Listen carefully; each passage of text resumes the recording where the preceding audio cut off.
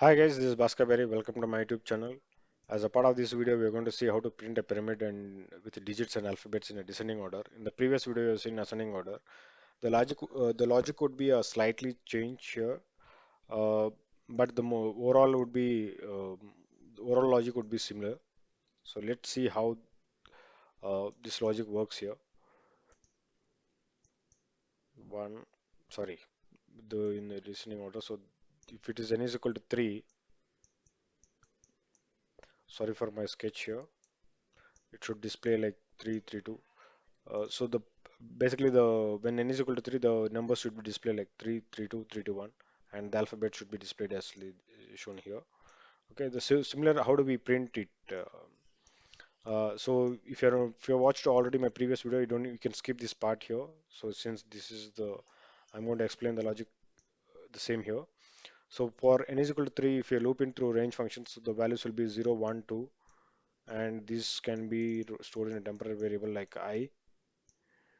Okay, here to display this first two columns with the empty spaces here, that logic would be like n minus I minus 1. Here it will be, here I will be 0 in the first record, and second record I will be 1, and third record I will be 2. So there'll be no spaces here. Okay. So how to do it with the Python language? Let's see that using edit plus. This is already I have done with the in the previous example to display in the ascending order. So this will be in the descending order. So let me change this the same part of the code slightly here. Here I'm taking the size of the pyramid from the user and looping through the range function. Suppose if n is equal to 3, the values will be like 0, 1, 2, and the space, this function would be similar and ending with the same line, so that I want to print the same value here. So this will be here, um, instead of j plus 1, now the value would be like max. So the max value is n minus j. So in the first it will be like 0 here, so n will be 3, 2, and 1. So this is what I want here.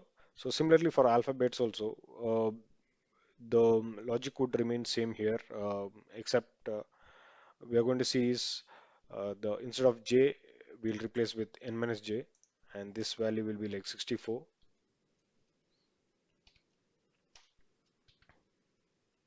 Okay, so this should do the logic here to print the in a reverse. So let's try it out and run it.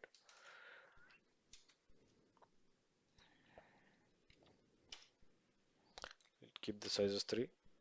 So now you can see this is what I expected results. Here we printed it. So similarly, let's increase the size of the pyramid.